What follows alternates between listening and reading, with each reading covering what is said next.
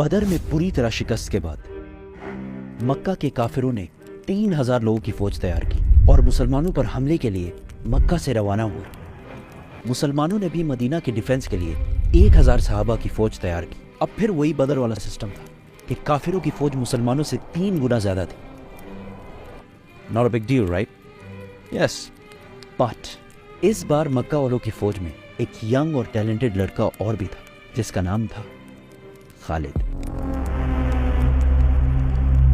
رسول اللہ صلی اللہ علیہ وسلم نے مدینہ کے اندر رہ کر لڑائی کرنے کا مشورہ دیا، لیکن زیادہ صحابہ نے کہا کہ مدینہ سے نکل کر اوپن ڈیزرٹ میں لڑائی کرنی چاہیے، اور رسول اللہ صلی اللہ علیہ وسلم نے اپنی رائے چھوڑ کر میجورٹی کی رائے مانی اور مدینہ سے 1000 صحابہ لڑائی کے لیے روانہ ہوئے۔ رسول اللہ صلی اللہ علیہ وسلم نے اس فوج کو 3 گروپس میں ڈیوائیڈ کیا: مہاجرین، اوس اور خزرج۔ 1000 صحابہ میں سے صرف 100 کے پاس باڈی آرمر اور شیلڈز وغیرہ تھے اور صرف 50 گھوڑے تھے۔ اس کے مقابلے میں 3000 مکہ کی فوج آ کر احد کے مقام پر رکی اور مسلمانوں کا انتظار کرنے لگی۔ اس فوج کے سینٹر کو ابو جہل کے بعد مکہ کا نیا سردار ابو سفیان لیڈ کر رہا تھا۔ ان کے لیفٹ سائڈ پر ابو جہل کا بیٹا اکرمہ اور رائٹ سائڈ پر 33 ایئر اولڈ خالد بن ولید گھوڑوں کے ساتھ لیڈ کر رہا تھا۔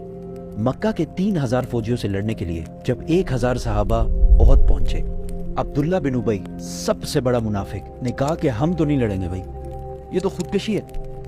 عبداللہ بن ابی اور اس کے 300 ساتھی مسلمانوں کی فوج سے الگ ہو گئے۔ یہ ایک پری پلانڈ سازش تھی یا جو بھی تھا۔ اب مسلمان صرف 700 رہ گئے اور ان کے سامنے 3000 کی فوج کھڑی تھی۔ رسول اللہ صلی اللہ علیہ وسلم نے 50 آرچرز تیر انداز اس پہاڑ کے اوپر بھیجے تاکہ مکہ والے پہاڑ کے پیچھے سے حملہ نہ کر سکیں، اور ان 50 لوگوں کو کلیئر آرڈر دے دیا کہ اگر تم دیکھو کہ مسلمان جنگ جیت چکے تم نے پہاڑ سے نہیں اترنا، اور اگر تم دیکھو کہ مسلمان ہار گئے ہیں اور پرندے ان کے جسموں کا گوشت کھا رہے ہیں تب بھی تم نے اپنی جگہ سے نہیں ہلنا۔ کافروں کی فوج سے ایک بندہ سامنے آیا اور مسلمانوں کو چیلنج کیا۔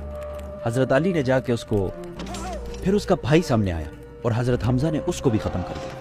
پھر وہاں سے آتے گئے اور مسلمان ساروں کو مارتے رہے۔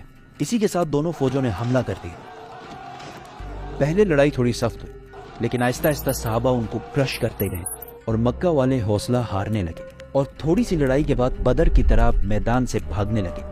کلیئرلی یہ لگ رہا تھا کہ مسلمان جنگ جیت چکے، اسی لیے پہاڑ پر کھڑے 50 آرچرز میں سے 41 جیت کی ایکسائٹمنٹ میں پہاڑ چھوڑ کر مال اکٹھا کرنے کے لیے نیچے اتر گئے، اور پہاڑ کے اوپر صرف 9 تیر انداز رہ گئے، اور ایگزیکٹ اسی ٹائم کا خالد بن ولید انتظار کر رہے۔ جیسے ہی وہ نیچے اترے، خالد اپنے گھڑ سواروں کو لے کر پہاڑ کے پیچھے سے لائٹننگ سپیڈ کے ساتھ بڑھے۔ اب the game was completely changed۔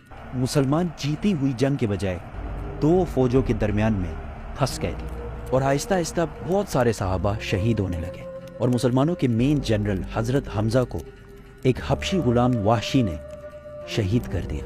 And to make it even worse، دونوں فوجوں سے لڑنے کے دوران وہاں ایک افواہ پھیل گئی کہ محمد صلی اللہ علیہ وسلم کو بھی شہید کر دیا گیا ہے، اور یہ افواہ اس لیے پھیلی کہ جب خالد بن ولید پہاڑ کے پیچھے سے حملہ کر رہے تھے تو ان کے ایک گروپ نے محمد صلی اللہ علیہ وسلم کے کیمپ پر حملہ کر دیا تھا، اور اس ٹائم وہاں پر رسول اللہ کی پروٹیکشن کے لیے صرف 9 لوگ موجود تھے۔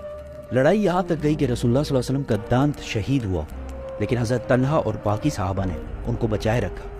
9 ڈیفینڈرز میں سے 7 جب شہید ہوئے تو کافروں کو لگا کہ انہوں نے رسول اللہ کو بھی شہید کر دیا، کیونکہ انہوں نے مصعب بن عمیر کو شہید کیا تھا، جن کی صورت رسول اللہ صلی اللہ علیہ وسلم سے بہت ملتی جلتی تھی۔ اتنے میں مسلمانوں کی فوج کسی طرح وہاں سے نکل کر پیچھے ہٹی اور رسول اللہ صلی اللہ علیہ وسلم کو پروٹیکٹ کر کے پہاڑ کے اوپر لے گئی، اور پہاڑ کے اوپر دوبارہ فارمیشن بنائی اور لڑائی کے لیے بالکل ریڈی ہو گئی۔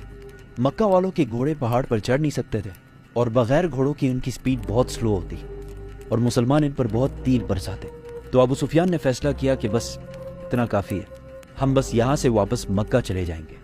جانے سے پہلے ابو سفیان نے حضرت عمر سے پوچھا کہ کیا ہم نے محمد کو قتل کر لیا ہے؟ تو حضرت عمر نے کہا کہ نہیں، وہ بالکل ٹھیک ہے، اور یہ جو تم کہہ رہے ہو وہ سن رہے ہیں۔ اس پر ابو سفیان کو بہت غصہ آیا، کیونکہ انہوں نے یہ جنگ اس لیے کی تھی کہ محمد کو شہید کیا جائے اور مدینہ پر قبضہ کیا جائے، لیکن ان میں سے کوئی بھی آبجیکٹو پورا نہیں ہوا اور وہ واپس چلا گیا۔ تاریخ میں بہت سارے ہسٹورینز اس جنگ کو مسلمانوں کی ایبسولوٹ شکست کہتے ہیں، لیکن کچھ ہسٹورینز ایسے بھی ہیں جو کہتے ہیں کہ یس مسلمانوں کو بہت نقصان ہوا، لیکن قریش کا کوئی بھی آبجیکٹو پورا نہیں ہوا۔